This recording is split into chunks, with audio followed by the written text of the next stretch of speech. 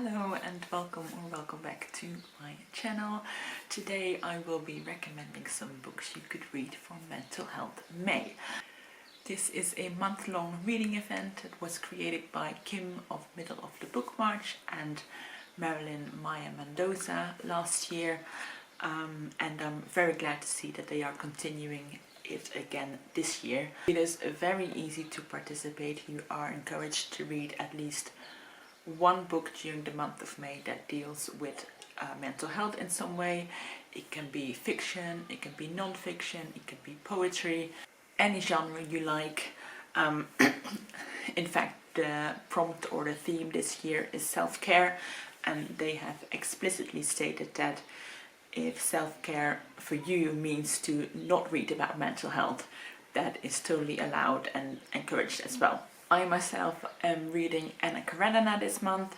I actually picked this book up for Misery May, which is another readathon going on this month, but I really think it works for Mental Health May as well. For one, I think,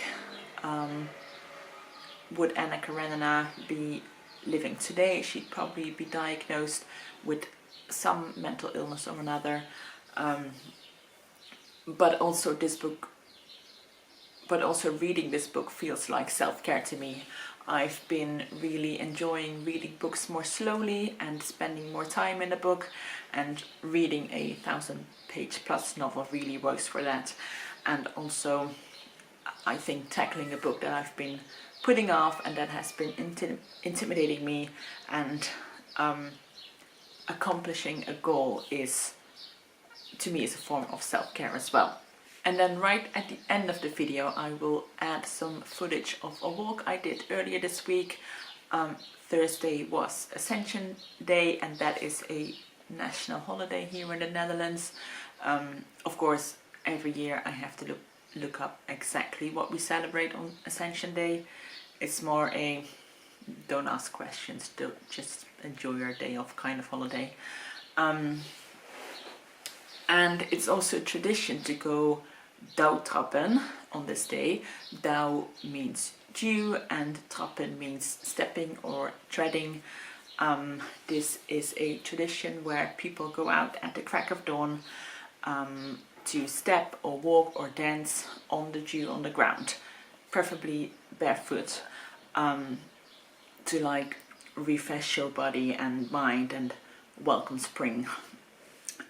You know, don't you love it when pagan traditions come around on Christian holidays? Dance around barefoot in the grass, but do it early in the morning so that you are still in time for morning mass.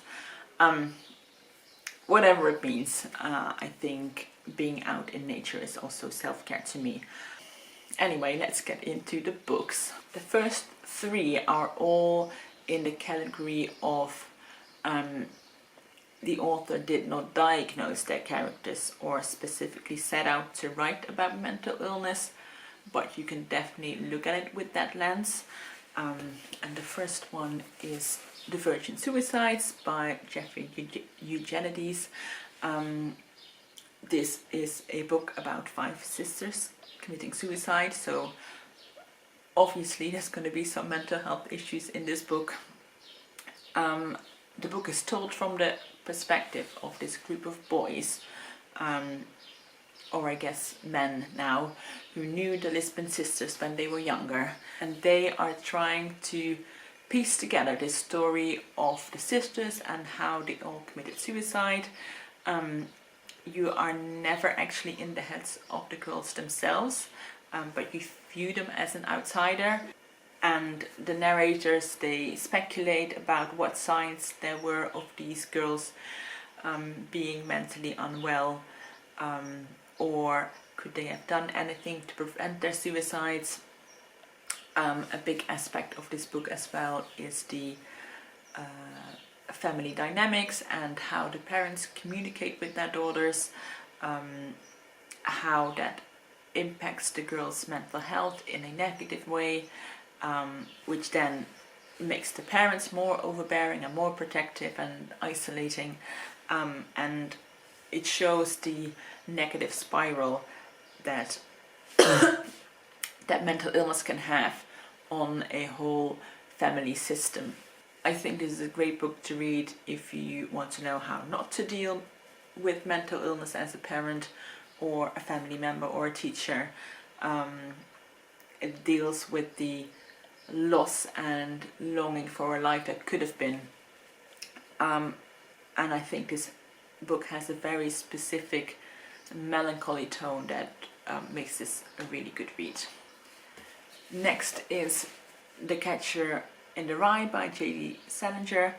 I just realized that it says A Catcher in the Rye of Our Time on this book. I guess that means I'm onto something here.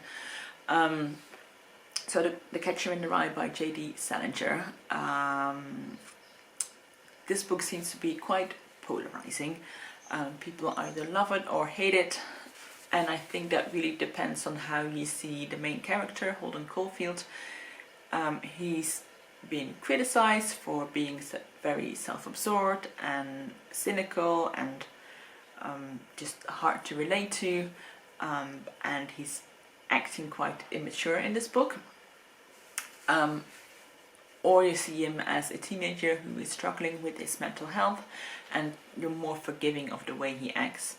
I've read this book a couple of times now at different stages of my life, but I've never seen Holden Caulfield as an annoying character as some people do. Yes, he sometimes makes stupid decisions and he acts like the world revolves around him, but like, have you met teenagers? And I think the way he disconnects from people around him and the way he talks about feeling disillusioned about the world and about people in general could be seen as signs of depression and anxiety, and in fact his mental health really deteriorates as the novel goes on, and in the end he seeks help for his struggles. Again, I think it's a book that's interesting to read with that mental health aspect in the back of your mind, and also to think about how this book would be different if it was written today and our view of mental illness as we see it now rather than in the 1950s. I think that's an interesting way to look at this book. And the last book I want to mention in this category is EAS of Eden by John Steinbeck. This is a multi-generational saga of two different families, the Trasks and the Hamiltons. It's set in California. It has parallels to the biblical story of Cain and Abel. It explores the conflict between good and evil and morality, and the legacy of family throughout the generation. Is like a whole epic story. There are several characters who are struggling with their mental health. Again, not explicitly, but you can definitely read it that way. It's not the main theme of the book, but I think it really adds some depth to the characters. And I think it's especially interesting to regard Kathy as suffering from some form of personality disorder, possibly some sociopathic tendencies. She's one of the more memorable characters I've ever read about, and I'd say she's morally grey, but that might be too generous. She really is quite despicable. She is manipulative and she doesn't show any remorse for her actions. But you can still see how she became the person she is. Again, the author didn't diagnose her with a mental illness, and I'm also therefore hesitant to do so, but it does make you wonder about it. And regardless how you view her, I think this is a really excellent book and really worth your time. The next couple of books are all novels in which the authors were a bit more intentional with writing characters who struggle with mental health issues and where these struggles are more central to the story. The first one is That Reminds Us No, That Reminds Me by Derek Owusu. This is quite a short book, around 120 pages or so, written in these stream of consciousness style vignettes, where the main character shares his memories. It's not a linear story, in the same way that memories are not linear. I really like the writing in this. It almost reads like prose poetry. And a big part of this story is the main character's struggle with depression and anxiety and dealing with past trauma. It deals with the stigma around mental health and the expectations society puts on masculinity, and in particular also how mental health is viewed within the Black community, and how race and identity play a role in this. I feel like the main character is very open and vulnerable in talking about his struggles. I think it challenges stereotypes about mental illness within men, and specifically Black men, and it views it within a broader social and cultural context. And even though this book is really quite small, it definitely makes a big impact. The next book I wanted to recommend is All My Puny Sorrows by Miriam Toews. And by the way, if you are still looking for a good book to read for Misery May and want to have a good cry, then this is the book to read. This book had me sobbing. It's about two sisters. One of them, Elfrida, she's a very successful pianist, and she also suffers from severe depression and has attempted suicide several times. And her sister Yolandi, she has just been through a divorce and she's trying to get her life back on track. And the book is about this very strong bond that these sisters have. Obviously, Yolandi wants her sister not to die, but she can also see how much she is suffering from this depression, and maybe wanting her to live is selfish in some ways. And I think the book is really poignant in that it shows this real sister relationship.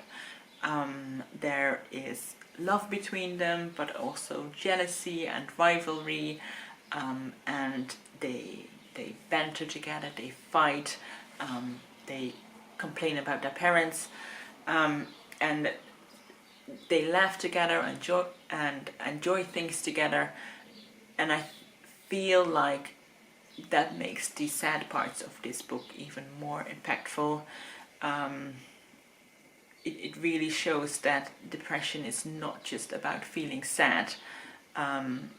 Someone with depression can still have fun, but still be depressed. And seeing that contrast on the page, and how Yolandi wants to help her sister but can't, it's just so tragic and tender at the same time. The author in this book draws heavily on her own experiences. She had a sister who suffered from depression and eventually died from suicide. And I think this book really shows the complexity of the illness and on the impact, and it shows the impact it has on a family. So yeah, another book I could highly recommend reading for Mental Health May. And the last fiction book I wanted to mention today is the Heartstopper series by Alice Oseman. I don't own any physical copies, but I'm sure you know what they look like. These graphic novels are obviously about the romance between Nick and Charlie, two teenage boys, but mental health is a big part of the story as well. I don't know if this counts as a spoiler. It probably does, so I apologize in advance. But Charlie suffers from anxiety after the a traumatic experience of being outed and bullied at school before, and he develops an eating disorder as well. And this is something that is touched upon throughout the entire series, but I feel especially in the 4th volume, in this, Charlie's mental health gets really low and he eventually goes to a residential mental health facility to get treatment. So it deals with his experience of this and going into therapy, etc. But also it deals with the influence that that this has on Nick and Charlie's relationship. Nick feeling like he wants to help Charlie, but he can't because he's not a professional, and how he's not trying to lose himself in this relationship. And I think Alice Oseman really did a wonderful job of showing readers how to help a friend or a loved one with a mental illness in a healthy way. And I also think it really opens up the conversations around mental health, especially mental health struggles in boys, which I think is very important for young people to see and read about. And then the last 3 books I want to mention are all non-fiction books, and all 3 of these are memoirs of women who have struggled with mental health issues. The first one is What My Bones Know, a memoir of healing from complex trauma by Stephanie Foe. This is her experience with complex PTSD in contrast to normal or regular post-traumatic stress disorder, which is set on by a single traumatic event. Complex PTSD is the result of prolonged trauma happening to a person over the course of several years. The author had a very abusive childhood, and I should probably give a trigger warning here, like the author does herself at the beginning of this book as well. She writes about her childhood and the abuse she suffered quite explicitly, so it's difficult to read and it might be triggering for some, so take care of yourself going into this book. She talks very openly about her mental health struggles in this book, and her journey to recovery. She elaborates on her experiences with different types of therapy and discovering how deep and lasting the effects of childhood trauma are on her life and on her identity as well. Foe is also from an immigrant family, and a significant aspect of this book and her story as well is intergenerational trauma, and how there is a cyclical nature of abuse in her family and a lot of other immigrant families she knew as well. I would highly recommend this book because I feel like ultimately it's a story of resilience and healing, but not in a like sappy kind of way. Then we have the Collected Schizophrenias by Esme Weijung Wang. This is an essay collection that delves into the author experience of living with, you guessed it, schizophrenia. She combines her own personal experiences with schizophrenia and also living with a chronic illness. I think it's Lyme's disease, but I'm not entirely sure now. And also more science-based information and history and data around the topic. I think this book really shows what it is like to live with a condition like schizophrenia on a day-to-day basis, how she manages to like maintain a job and relationships when your perception of reality is affected and you are aware that it is, but it is still your reality. She talks about ableism and stereotypes and how she tries not to be defined by her diagnosis. yeah, I thought this was a very insightful book. And the very last book I wanted to talk about today is Inferno, a memoir of motherhood and madness by Catherine Cho. When her baby was 3 months old, Cho and her husband traveled to the other side of the country to introduce their baby to their families.